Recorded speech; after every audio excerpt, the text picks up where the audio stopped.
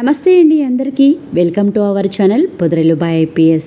మెంతి కూర పెసరపప్పు ఫ్రై చాలా టేస్టీగా ఉంటుందండి, కమ్మగా ఉంటుంది. ఒక్కసారి ఇలా ట్రై చేసి చూడండి. ఇలా చేస్తే ఒక్క ముద్ద కూడా వదలకుండా తింటారు, అంత టేస్టీగా ఉంటుంది. వేసవి కాలంలో ఇలా చేసుకుంటే కనుక ఆరోగ్యానికి ఆరోగ్యం, టేస్ట్కి టేస్ట్. ముందుగా స్టవ్ ఆన్ చేసుకొని మట్టి గిన్నె పెట్టుకొని అందులోకి ఒక హాఫ్ కప్పు పెసరపప్పు వేసుకొని 5 మినిట్స్ ఫ్రై చేసుకోవాలి. మధ్య మధ్యలో కలుపుతూ ఉండాలి. ఈ విధంగా మనకి ఫ్రై అయిన తర్వాత బాగా కడిగి అందులోకి 1 కప్పున్నర వాటర్ పోసుకొని మీడియం మంట మీద కొంచెం ఆయిల్ వేసుకొని మూత పెట్టుకొని ఉడికించుకోవాలి. ఒక 10 మినిట్స్ మనకి ఉడికిన తర్వాత సన్నగా కట్ చేసుకున్న ఉల్లిపాయ ముక్కలు అలాగే పచ్చిమిర్చి ముక్కలను కూడా వేసుకొని మూత పెట్టుకొని ఒక 5 మినిట్స్ ఉడకనివ్వాలి. పెసరపప్పు చాలా తొందరగా ఉడికిపోతుందండి.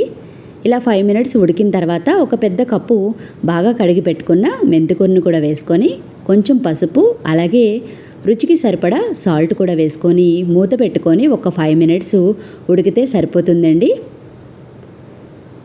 వాటర్ అన్నీ ఇంకిపోయిన తర్వాత మనము పోపు పెట్టుకోవాలి.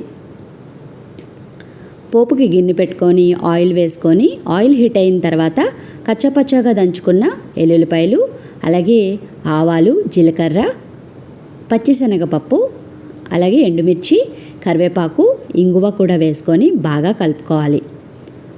పోపు అనేది బాగా ఫ్రై అవ్వాలండి, అప్పుడే మనకి ఈ పప్పుకి రుచి. ఈ విధంగా మనకి ఫ్రై అయిన తర్వాత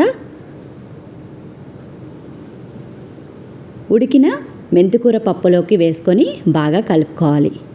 అంతే, ఎంతో టేస్టీగా ఉండే మెంతి పెసరపప్పు ఫ్రై రెడీ.